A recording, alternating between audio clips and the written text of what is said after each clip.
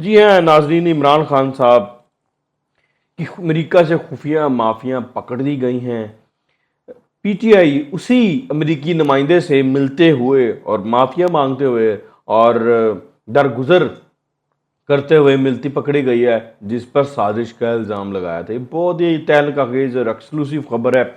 इस खबर से आगे की खबर मैं आपको दूंगा इसी व्लॉग में।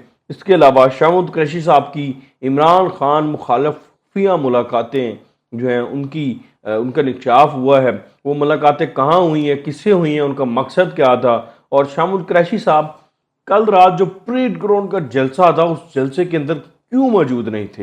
ये बड़ी एक्सक्लूसिव डिटेल है, ये आपसे शेयर करूंगा। और बुशरा बीबी जो कि इमरान खान साहिबा की इस वक्त अहलिया हैं, उनकी एक ऑडियो रिलीज हुई, कॉल रिलीज हुई मुबैना तौर पर डॉक्टर अरसलान के साथ। वो सिर्फ एक कॉल है, उसके अलावा बहुत सी ऐसी कॉल्स हैं जिसके बारे में आपको मैं बताऊंगा इस वीलॉग के आखिर में। शुरू कर लेते हैं शामुद कुरैशी साहब से। जी हाँ जी, शामुद कुरैशी साहब के बारे में आपको इतना तो पता है कि शामुद कुरैशी साहब पाकिस्तान तहरीक इंसाफ के साथ आजकल कुछ उनके ताल्लुकात रंजिश चल रही है, मामलात में कुछ रंजिश चल रही है।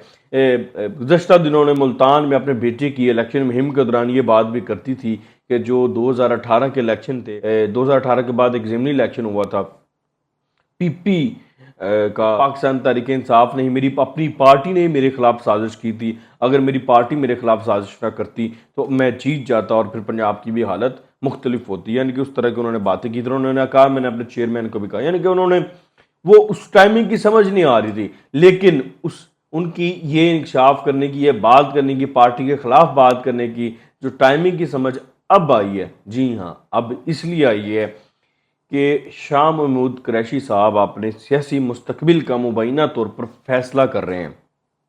जी हाँ, वो पाकिस्तान तहरीक इंसाफ से उड़ान भरने की तैयारी कर रहे हैं और सियासी मुस्तकबिल में मुमकिन तौर पर जो है वो पाकिस्तान पीपल्स पार्टी का इंतखाब कर सकते हैं, अपनी पुरानी पार्टी का इंतखाब कर सकते हैं।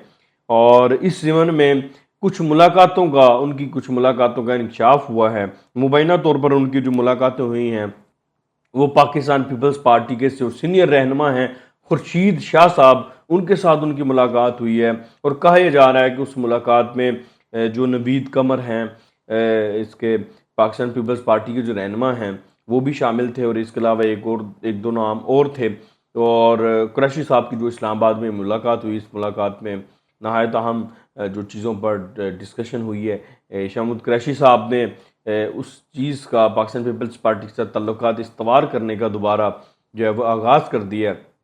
और कहने वाले ये भी कह रहे हैं कि जरदारी साहब से गुहार लेना है और जरदारी साहब से इस मुलाकात के बाद जो है वो परवेज़ खुर्शीद शाह साहब जो बातचीत करेंगे और टर्म्स एंड कंडीशंस एंड मुख्तलिफ जो भी चीज़ें हैं जिस हवाले से भी वो बातचीत करेंगे, आगे चलकर शामुद कुरैशी साहब को कैसे लेकर चलना है और उनकी शमूलियत किस तरह होनी है।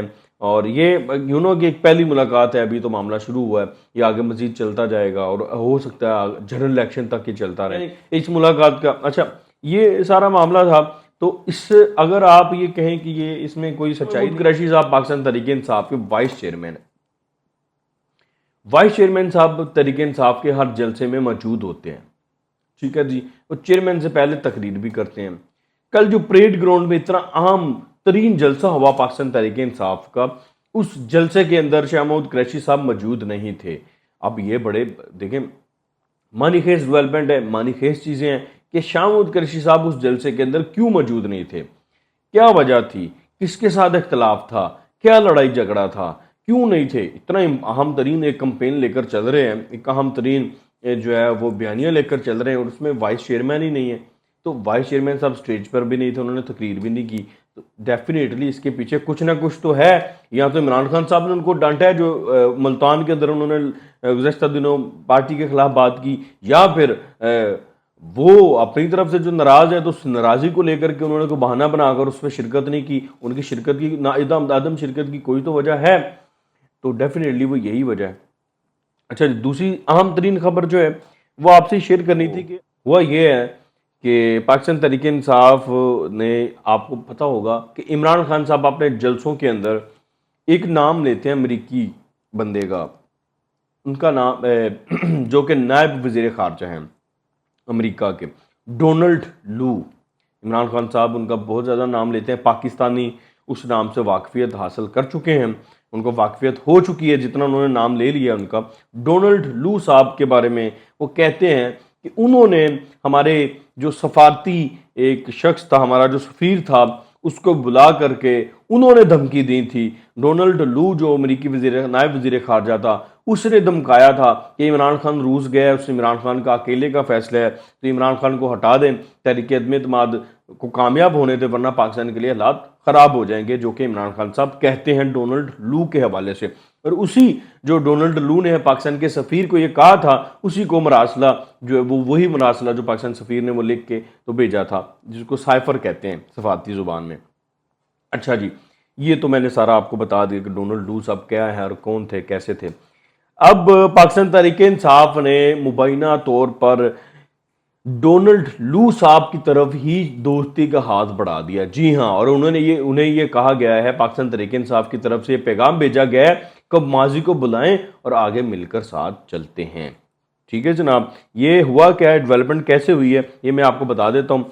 पीटीआई के सेक्रेटरी हैं ओवरसीज चैप्टर के डॉक्टर अब्दुल्ला रियार, जिन्होंने मुबैना तौर पर नायब अमरीकी वज़ीर ख़ारजा डोनाल्ड लू से मुलाकात की, रब्ता किया, रब्ता करके फिर उनसे मुलाकात की है और रब्ता करके उन्हें पैगाम भिजवाया कि माजी को बुलाएं और आगे मिलकर चलते हैं।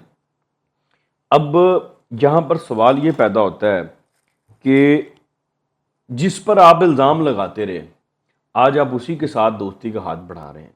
तो इमरान खान साहब अपने जलसे जुलूसों में आजकल एक बात करते आ रहे हैं, पूरी पाकिस्तान तहरीक इंसाफ ये बात करती आ रही है कि ये 90s नहीं है, ये 80s नहीं है।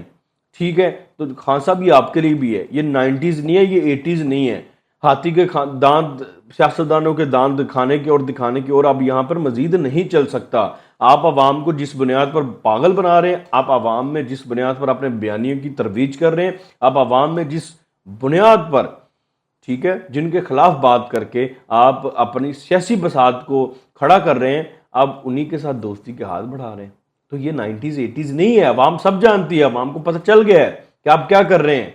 ठीक है, आपको पता है कि अमेरिका के बगैर आप कुछ नहीं कर सकते, आपको पता है कि अब आपको आपने जो बयानिया बनाना था वो बना लिया। अब आप चाहते हैं कि अमेरिका का आशीर्वाद मिल जाए और उसके बाद मेरे मामला से इमरान खान साहब 90s और 80s से निकल जाएं। पाकिस्तान तहरीक इंसाफ को चाहिए कि 90s और 80s से वाकई खुद भी निकल जाए। अगर दूसरों को निकलने का ये मशवरा दे रहे हैं तो खुद भी इन्हें निकल जाना चाहिए, क्योंकि अब आवाम को भी शऊर आ चुका है। ये शऊर देने में सबसे ज़्यादा किरदार इमरान खान साहब का ही है। सोशल मीडिया से लेकर के आम जलसे जुलूसों तक जो है ना, ये शऊर इन्होंने खुद दिया है। अब इस शऊर को जो है वो लाशऊर नहीं कर सकते। अब आम साहब से आम खबर मैंने आपसे शेयर करनी थी, जो इमरान खान साहब की अहलिया हैं बुशरा बीबी, उनकी एक मुबैना ऑडियो कॉल लीक हुई डॉक्टर असलान जो कि सोशल मीडिया के हेड हैं पाकिस्तान तहरीक इंसाफ के, उनके साथ, जिसमें वो उन्हें मुबैना तौर पर हदायत दे रही हैं कि आपने सोशल मीडिया पर ट्रेंड्स कैसे चलाने हैं, आपने पार्टी का बयानिया कैसे बनाना है,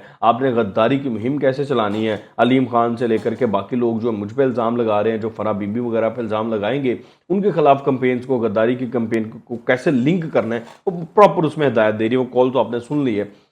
अब इससे आगे की खबरें ये हैं कि उनकी मजीद कॉल्स भी हैं। सिर्फ अभी एक कॉल्स आई है, एक कॉल लीक हुई है।